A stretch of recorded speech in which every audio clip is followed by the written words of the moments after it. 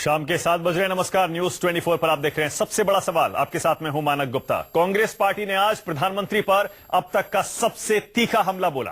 कांग्रेस ने मोदी को सीधे सीधे ललकारते हुए कहा कि एक के बदले दुश्मन के 10 सिर लाने वाले मोदी हकीकत की धरातल पर उतरने को मजबूर हो गए हैं और इसीलिए पाकिस्तान को सबक सिखाने की बजाय वहां की जनता को विकास का पाठ पढ़ा रहे हैं और लगता है मोदी पाकिस्तान में अगला चुनाव लड़ने जा रहे हैं। आपको याद होगा, कल ही पीएम ने पाकिस्तानी अवाम को संबोधित करते हुए कहा था कि वो अपने नेताओं से पूछे क्या वजह है आज भारत सॉफ्टवेयर एक्सपोर्ट कर रहा है और पाकिस्तान आतंकवाद एक्सपोर्ट कर रहा है। हालांकि कल के भाषण में भी और आज मन की बात में भी पीएम ने भरोसा दिलाया कि उड़ी हमले के दोषियों को बख्शा नहीं जाएगा। लेकिन कांग्रेस का आरोप गंभीर है, मोदी सरकार राष्ट्रीय सुरक्षा और पाकिस्तान के मसले पर अब तक की सबसे कमजोर सरकार है। इसीलिए हमारा सबसे बड़ा सवाल यही है, आतंक पर पाक जनता से बात करना क्या मोदी की मजबूरी है? और चुनावी वादों और देश के आक्रोश के बीच क्या फंस गए हैं मोदी? इसी पर बहस करेंगे, लेकिन पहले जरा सुनिए आज मन की बात में पीएम क्या बोले और कांग्रेस और मायावती ने कैसे बोला है पीएम की पाक नीति पर हमला। सबसे बड़ा सवाल में आज मेरे मेहमान हैं बीजेपी से संबित पात्रा, कांग्रेस से मुकेश नायक, यहां स्टूडियो में Vinod Sharma, senior journalist, political commentator और भारत पाकिस्तान रिश्तों के जानकार, और आरएसएस के विचारक राकेश सिन्हा। आप सभी का स्वागत है। मुकेश नायक जी, क्या वजह है इतने गंभीर आरोप आप लगा रहे हैं मोदी सरकार पर? पाकिस्तान का चुनाव प्रधानमंत्री मोदी लड़ने जा रहे हैं, ऐसा लगता है, ये आप कह रहे हैं। आप कह रहे हैं अब तक की सबसे कमजोर सरकार दिल्ली में बैठी हुई है। इतने गंभीर आरोप मुकेश नायक, क्यों? आप सोचिए, चुनाव के पहले बीजेपी के नेताओं की भाषा क्या थी और आज चुनाव के बाद उनकी भाषा कैसी बदल गई। पहले कहते थे कि पाकिस्तान को घर में घुस के मारो, कोई एक सिर काटेगा तो 10 सिर काट कर लाएंगे, और आज वो कह रहे हैं, उपदेश दे रहे हैं कि क्रोध पर नियंत्रण होना चाहिए। पाकिस्तान की जनता को शिक्षित कर रहे हैं कि रोजगार और गरीबी से लड़ो। अरे भाई, जब हमारे लोग ही मर जाएंगे तो रोजगार और गरीबी किसको देंगे? ये जब हमारी सरकार में जब इस तरह की घटनाएं होती थी तो कौन सी भाषा बोलते थे, क्या कहते थे, उसको क्या हो गया? मैंने ये देखा है मानक जी पिछले 30 सालों में कि आरएसएस और बीजेपी जिन नीति सिद्धांत और कार्यक्रमों को लेकर चलती है, जब उसके चरम बिंदु पर पहुंचती है तो उसके खिलाफ हो जाते हैं। चाहे अर्थव्यवस्था को लेकर हो, चाहे भारत और अमेरिका के संबंधों को लेकर हो, चाहे एफडीआई को लेकर हो, चाहे पूंजी निवेश को लेकर हो, चाहे भारत और पाकिस्तान के संबंधों को लेकर हो, मुकेश जी मैं समझ गया, राम मंदिर को लेकर हो। आपका मुद्दा बिल्कुल बुनियादी है, मुद्दा बिल्कुल बुनियादी है। संबित पात्रा जवाब दीजिए। संबित पात्रा, बुनियादी मुद्दा है, चुनाव से पहले कुछ और अब भाषा आपकी बदल गई है और यही वजह है कि मजबूरी में अब पाकिस्तान की आवाम को आपको कहना पड़ रहा है मोदी जी को कि आप ही अपनी सरकार को समझाओ आतंकवाद भारत में एक्सपोर्ट ना करे, क्योंकि आपसे नहीं संभल रहा है। संबित पात्रा।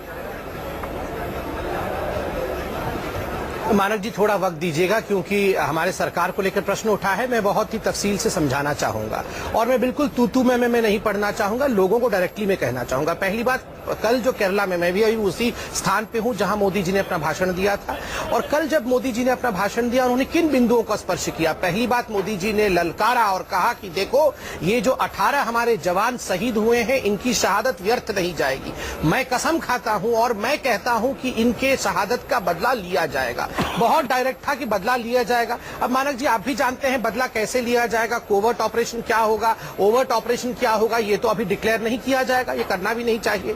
दूसरी बात, यूनाइटेड नेशन और पूरे विश्व के लिए उन्होंने कहा कि देखो, हम शांति प्रिय देश है, हम तो डेवलपमेंट चाहते हैं, हम तो चाहते हैं कि हम गरीबी मिटाएं, हम तो चाहते हैं कि हम अनएम्प्लॉयमेंट मिटाएं, मगर ये पड़ोसी है कि मानता नहीं है, इसको तो अब अपनी भाषा में ही सिखाना पड़ेगा। तो एक तरह से पूरे वैश्विक समुदाय को उन्होंने दूसरी तरह से बोला। तीसरा, पाकिस्तान के अंदर एक कलह पैदा हो बालूचिस्तान को लेकर। प्रधानमंत्री ने अभी चंद दिनों पहले 15 अगस्त को लाल किले से किस प्रकार एक पूरा विषय प्रोएक्टिवली उठाया था। पहले हमेशा हम कश्मीर को लेकर रिएक्टिव रहते थे, पहली बार प्रधानमंत्री के नीति के कारण हम प्रोएक्टिव हुए हैं। तो बहुत सारे मल्टीपल मतलब कांग्रेस जल्दी कर रही है ना ये कहने में कि शेर चूहा हो गया, एड्रेस नहीं किया। संबित पात्रा, इसका मतलब कांग्रेस जल्दी कर रही है ना इस आरोप में कि सबसे कमजोर सरकार है। अब देखिए सुर बदल गए, शेर चूहा हो गया, 56 इंच का सीना कहा गया, मतलब जल्दी कर रही है। 10 सेकंड में इसका जवाब देता हूं। देखिए, मैं इसमें राजनीतिक प्रतिद्वंदी नहीं करते हुए दो बड़ी बात रखूंगा। जब यूनाइटेड नेशन में, संयुक्त राष्ट्र में नवाज शरीफ ने अपना भाषण रखा था, बुरहान वानी को उन्होंने हीरो कहा कि ये बुरहान वानी हीरो है, और पैलेट गन का उन्होंने कहा कि पैलेट गन इस्तेमाल हो रहा है और बच्चे अंधे हो जा रहे हैं। ये पैलेट गन के विषय में कांग्रेस ने कितना हाय तौबा मचाया था। आप देखिए, हमारे देश में हम लड़ेंगे आपस में तो स्वाभाविक है नवाज शरीफ जाके अपना यूएन नेशन में पढ़ देंगे कि इनके देश में ही एका नहीं है। बुरहान वानी को लेकर हमारे देश के लोगों ने कहा था ये तो गरीब हेडमास्टर का बच्चा है, कितना अच्छा लड़का था, इसको मार दिया। तो एक ऐसा एक नैरेटिव यहाँ क्रिएट किया था, वहीं नवाज शरीफ ने पढ़ दिया। देखिए, ये जब युद्ध होता है, आप फ्रांस में देखिए, आप जर्मनी में देखिए, आप अमेरिका में देखिए, जब भी आतंकवादी हमला हुआ, कभी भी इनकी ऑपोजिशन पार्टी और रूलिंग पार्टी के बीच लड़ाई हुई, सब एकजुट थे, ठीक है, आतंकवाद के खिलाफ लड़ रहे थे। ठीक है, यहाँ तो हमारे प्रधानमंत्री ने एक शब्द बोला नहीं, ये तो अटैक शुरू हो जाता है घर के अंदर से ही। ठीक है, हाँ, मुकेश नायक जल्दी से, उसके बाद बाकी मेहमानों के पास जाना है। मुकेश नायक जल्दी। संबित महापात्रा जी, आप ये बताइए कि अलगाववादी और पीडीपी को लेकर जो आपके विचार थे सरकार बनाने के बाद क्यों बदल गए? पिछले 100 दिन से जो कश्मीर की हालत है, 25 साल की हिंसा और रक्तपात के बाद जो राजनीतिक समाधान कांग्रेस ने ढूंढा था, वहां सरकार बनाई थी। आज नहीं, जनजीवन ये बहुत गलत है। गली में 25 दिन की हिंसा और रक्तपात, आप ये पाकिस्तान की भाषा क्यों बोल रहे हैं? एक सेकंड, मुकेश नायक जी, मुझे लगता है कश्मीर पर हम पहले भी बात करते रहे हैं, 2 महीने से ऊपर हो चुका है, बाद में फिर बात कर सकते हैं, लेकिन अभी हम पाकिस्तान की बात कर रहे हैं। पाकिस्तान की बात कर रहे हैं। एक सेकंड रुक जाइए। कश्मीर में रक्तपात हो रहा है, एक सेकंड रुक जाइए। मानव अधिकार का हनन हो रहा है, ये आप पाकिस्तानी है क्या, ऐसा बोल रहे हैं? एक सेकंड संबित, एक सेकंड, एक छोटा सा कमेंट मैं आपसे और चाहता हूं विनोद जी, और क्योंकि देखिए मुद्दा घूम फिर के वहीं आ जाता है। कांग्रेस अब इतने गंभीर आरोप लगा रही है और उनका हक भी बनता है। वो कहते हैं कि जब हम सत्ता में थे तब बीजेपी और मोदी हमसे कहते थे कि तुमसे नहीं होगा। मुकेश जी प्लीज एक सेकंड। ऐसा है मुकेश जी, आप जरा मेरी बात ध्यान से सुनिए। बिल्कुल, सरकार सही चल रही है और मैं आपको कह रहा हूं, आप ये पाकिस्तानी की तरह चिल्लाना बंद कर दो। कोई रक्तपात और मानव राइट्स का हनन नहीं हो रहा है, ह्यूमन राइट का कोई वायलेशन नहीं हो रहा है। ये बार बार चिल्लाना बंद कर दीजिए आप लोग कि वहाँ ह्यूमन राइट का वायलेशन हो रहा है। आपके खानदान के लोग, अरे पाकिस्तानी लोग हैं, आप होंगे पाकिस्तानी लोग। अरे एक सेकंड मुकेश जी, एक सेकंड। तो आप नवाज शरीफ की भाषा क्यों बोल रहे हैं? एक सेकंड, लोगों ने आजादी की आप ये ऐसी भाषा, मुकेश जी देखिए, में सारा टाइम निकल जाएगा। हम चाहते हैं कुछ मीनिंगफुल डिस्कशन हो जाए। समय जरा सुनिएगा, विनोद जी कुछ बोल रहे हैं। विनोद जी का लंबा चौड़ा एक्सपीरियंस है पाकिस्तान के मामले। विनोद जी देखिए, ऐसा है कि मुकेश जी, आप मेरी बात सुनिए बड़े ध्यान से। जब भारतीय जनता पार्टी आपकी सरकार थी और ऐसे वक्तों में कटाक्ष करती थी तो गलत करती थी, और आप उस गलती को दोहरा रहे हैं आज के दिन। ये बड़ी बदकिस्मती की बात है कि कांग्रेस पार्टी, जिसका कि शासन करने में बहुत बड़ा एक्सपीरियंस है, वो आज के दिन ऐसे शब्दों का इस्तेमाल कर रही है। और ये शब्द अगर कल को आप दोबारा सत्ता में आ गए तो आप पे भारी पड़ेंगे। बिल्कुल। तो इसलिए मैं समझता हूं कि इसमें संवेदनशीलता के साथ बात करनी चाहिए। प्रधानमंत्री ने जो पोजीशन ली है, उस पोजीशन का मैं हामी हूं। आप जानते हैं मैं प्रधानमंत्री की हर पोजीशन का हामी नहीं हूं, लेकिन जो पोजीशन उन्होंने कल ली है, उस पोजीशन का मैं हामी हूं। किस लिए हामी हूं? इसलिए हामी हूं कि ये बात सच है कि पाकिस्तान के लोगों में भारत की संपदा, उसकी प्रॉस्पेरिटी, उसकी डेमोक्रेसी के प्रति एक स्नीकिंग एडमिरेशन है। एक एडमिरेशन है, और डेमोक्रेसी उनके यहाँ तो हथपकी डेमोक्रेसी है, और वो भी कभी आती है और कभी चली जाती है। हमारे पास हमेशा रही है। और यूपीए की सरकार के दौरान भी श्याम सरन ने एक मेजर पॉलिसी स्पीच दी थी, और उसने कहा था कि हमारी जो इकोनॉमी है उसको हमारे हमसाए थ्रेट न समझे, इसको अपॉर्चुनिटी समझे। और प्रधानमंत्री ने, जो अटल बिहारी वाजपेयी ने परस्पर प्रयास किए, बावजूद इसके कि उनकी पीठ में छुरा घोंपा गया, वो बस में बैठ के गए, उसके बाद कारगिल हो गया, फिर उसके बाद आगरा हो गया, उसके बाद भी उन्होंने 2004 में जनवरी में उन्होंने एक मेमोरेंडम ऑफ अंडरस्टैंडिंग कर लिया मुशर्रफ के साथ, और उनका जाती कद इस परस्पर प्रयास के कारण भारत के भीतर, पाकिस्तान के भीतर बढ़ गया कि ये आदमी सीरियस है, पीसनिक है, ये अमन चाहता है, और लोग उस पर विश्वास करना शुरू कर गए।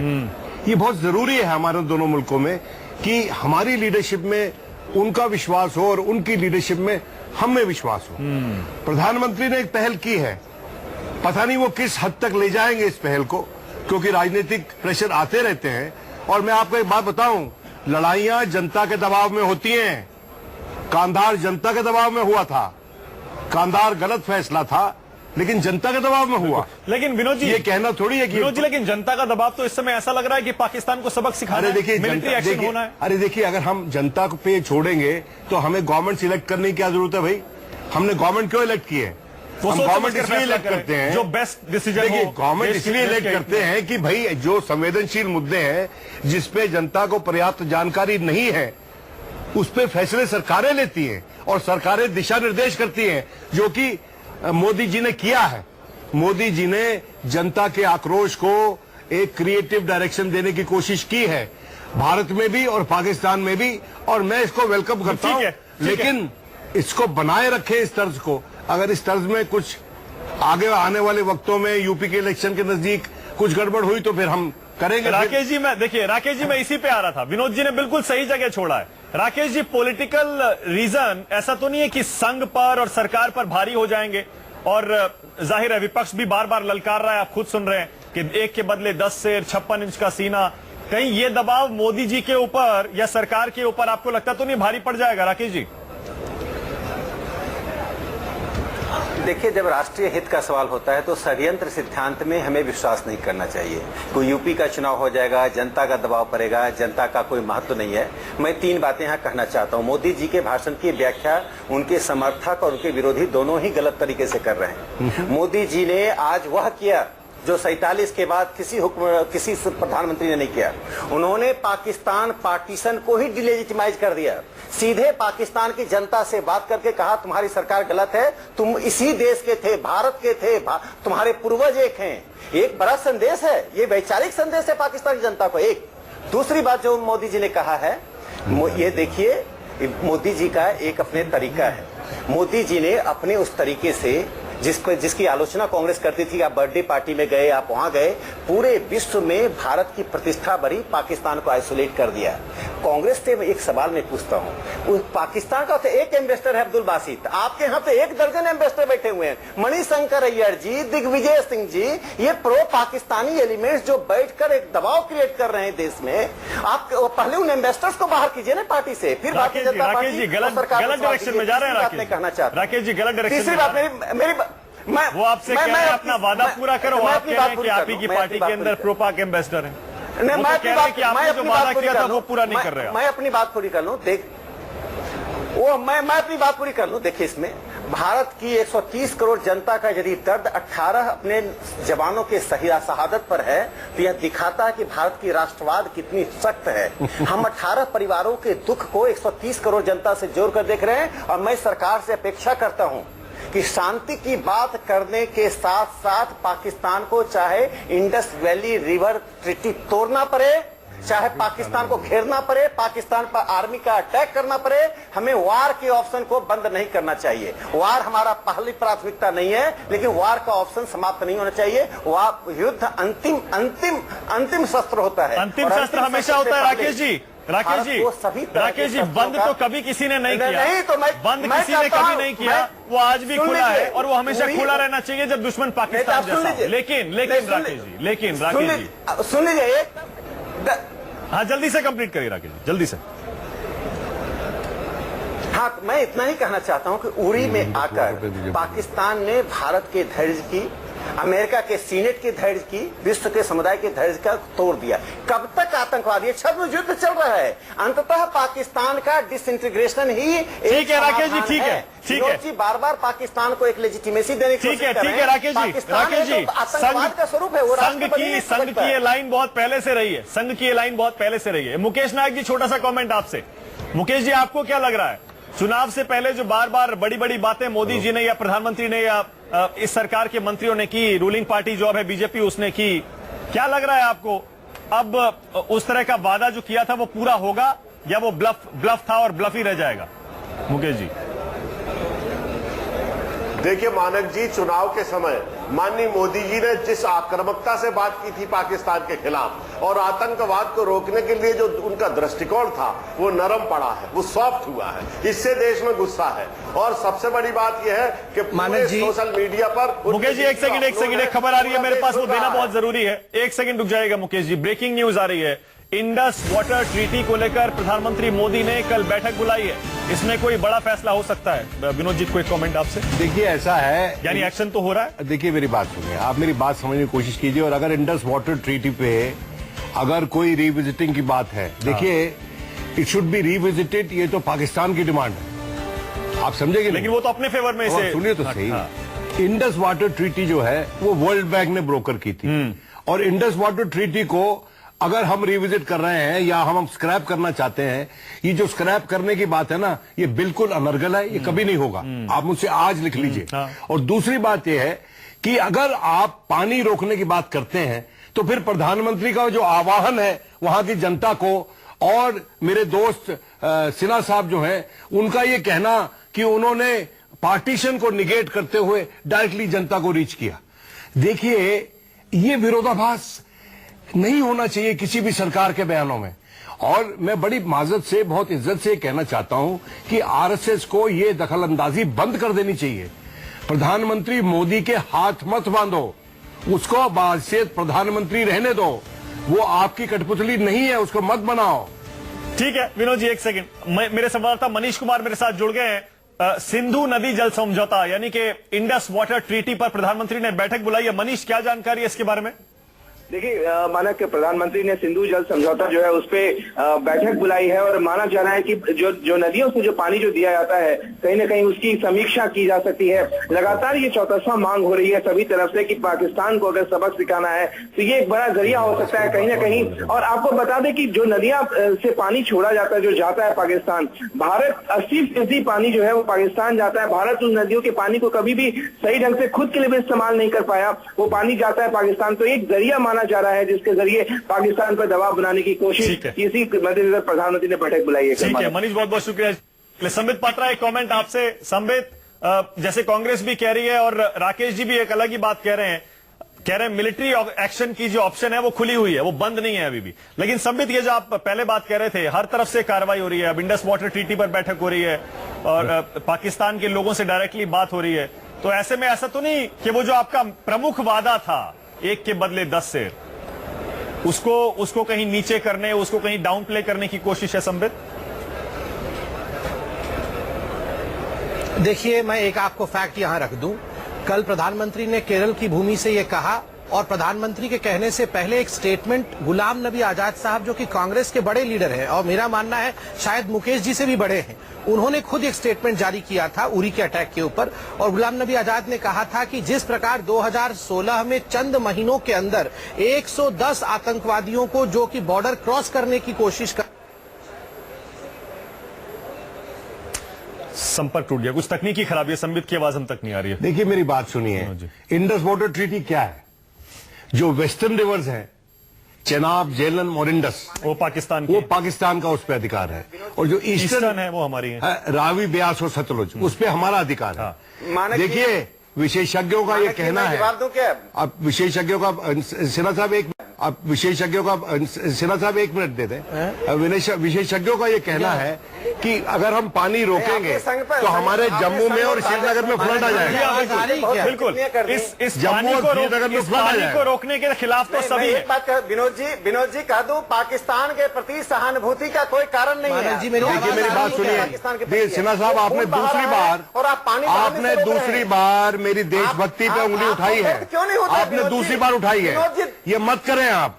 आपने दूसरी बार मुझे पाकिस्तान का दोस्त और भारत का विरोधी कहा है, ये कहा है ना आपने। ये बड़ी, देखिए कितनी बदकिस्मती की बात है। बदकिस्मती की बात है, मेरे पास टाइम भी खत्म, क्यों ऐसी बातें करते हैं? आरएसएस के हर आदमी ऐसी बात क्यों करता है? ये देश आपका नहीं है। मेरे पास टाइम खत्म हो गया, मेरे पास टाइम बिल्कुल खत्म हो गया। लेकिन अगर पाकिस्तान के खिलाफ किसी भी एक्शन जो कि भारत सरकार सोच रही है, उसकी बात हो रही है, उसका विरोध करने पर पाकिस्तान का हमदर्द तो नहीं कहा जा सकता। बहुत बहुत शुक्रिया। लेकिन सबसे बड़ा सवाल में आने के लिए बहुत बहुत शुक्रिया संबित पात्रा, मुकेश नायक, राकेश सिन्हा और विनोद जी बहुत बहुत शुक्रिया।